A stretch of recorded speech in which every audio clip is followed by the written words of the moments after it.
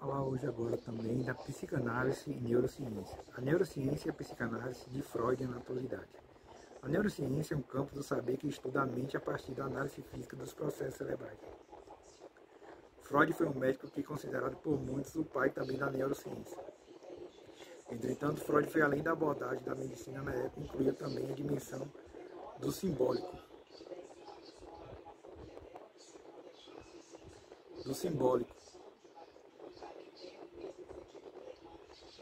Faremos um percurso sobre a neurociência desde Freud até os dias atuais.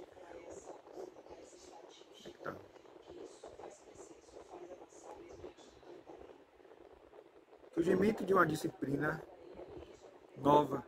De acordo com Sigmund Freud, psicanálise é o nome de procedimento para investigação de processos mentais. Esses processos são quase inacessíveis por qualquer outro modo. Ela é um método que o tratamento de distúrbios neuróticos e uma coleção de informações psicológicas que gradualmente se acumulam numa nova disciplina. Sendo assim, a definição elaborada por Freud pode ser acrescentada a um tratamento possível da psicose e prevenção. Ainda segundo seu criador, a psicanálise cresceu num campo muitíssimo restrito. No início, tinha apenas um único objetivo, de compreender algo da natureza daquilo que era conhecido como doenças nervosas funcionais, isto é, com vista a superar a impotência que até então caracterizava seu tratamento médico. Assim, em sua opinião, os neurologistas daquele período haviam sido instruídos a terem um elevado respeito por fatores químicos, físicos e patológicos anatômicos. Então, esses profissionais não sabiam o que fazer com o fator psíquico. Não podiam entender ou deixá-los filósofos, os místicos, os charlatães. Além disso, consideravam o psiquismo não tinha nada a ver com as suas funções. Transferência e resistência à psicanálise. Primórdios da psicanálise datam de 1882, quando Freud, médico recém-formado, trabalhou na clínica psiquiátrica de Odor Manert. Mais tarde, em 1885, trabalhou com o médico francês Charcot no hospital de Salpêtrière, Paris, França. Sigmund Freud foi um médico interessado em achar um tratamento para os sintomas neuróticos ou histéricos dos pacientes. Portanto, ao escutar seus pacientes, Freud acreditava que seus problemas se originaram da não aceitação cultural. Os desejos desse paciente eram reprimidos, relegados ao inconsciente. Ele notou também que muitos desses desejos se tratavam de fantasias de natureza sexual. O método básico da psicanálise é o manejo de transferência e da resistência em análise. Assim, o analisado, numa postura relaxada, é solicitado a dizer tudo o que lhe vem à mente. Suas aspirações, angústias e sonhos e fantasias são de especial interesse na escuta, como também todas as experiências vividas são trabalhadas em análise. Escutando ou analisando, a analista tenta manter uma atitude empática de neutralidade, isto é, uma postura de não julgamento visando a criar um ambiente seguro. O inconsciente só é conhecido por causa de algumas teorias. A originalidade do conceito de inconsciente traduzido por Freud deve-se à proposição de uma realidade psíquica, característica dos processos inconscientes. Por outro lado, analisando-os com o contexto da época, observa que sua proposição estabeleceu um diálogo crítico à proposição de Wilhelm Hunder, 1832 a 1920, a psicologia com a ciência. A ciência tem como objeto a consciência entendida na perspectiva neurológica, opondo-se ao estado de coma e alienação mental. Muito relata a questão de como observar o inconsciente. Se Freud deve o mérito do termo inconsciente, surge mais um questionamento. Como ele pode ter tido acesso ao seu inconsciente para verificar seu mecanismo? Sabe-se que não é o inconsciente que dá as coordenadas da ação humana. Não é possível abordar diretamente o inconsciente. Conhecemos somente por duas formações: atos falhos, sonhos, xistes e sintomas diversos expressos no corpo. Uma multiplicidade de abordagens. Outro ponto a ser levado em conta sobre o inconsciente é que ele introduz na dimensão da consciência uma opacidade.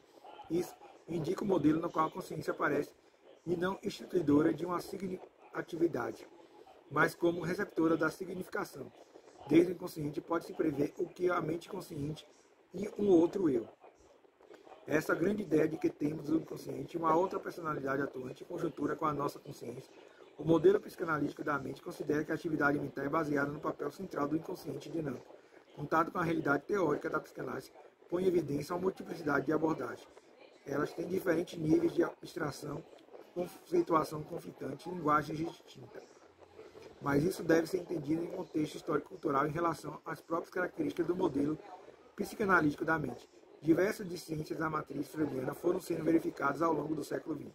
A psicanálise, por sua vez, atingiu seu apogeu nos anos de 1950 e 1960.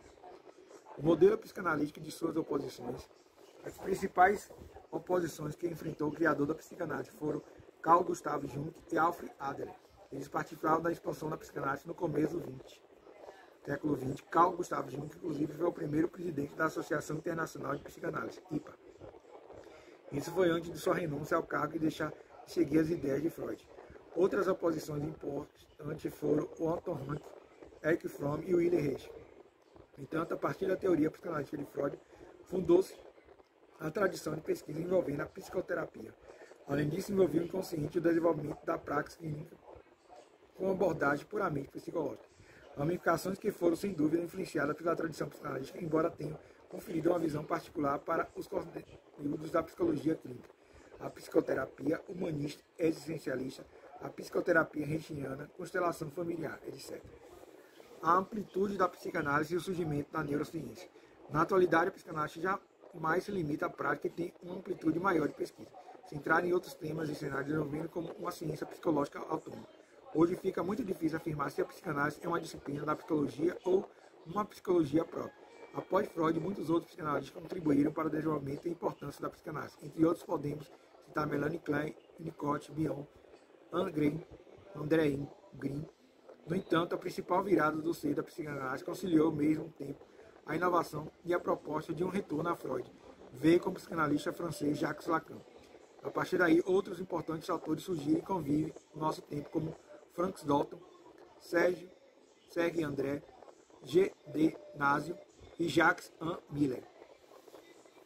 A neurociência e a psicanálise. Uma das recentes tendências é a criação da neuropsicanálise, segundo Saussure, tem como antecedente a fundação do grupo de estudos de neurociência e psicanálise. Conclusão. Destaca-se ainda nesse inteirinho a publicação de um artigo titulado Biology Future Psychanalysis.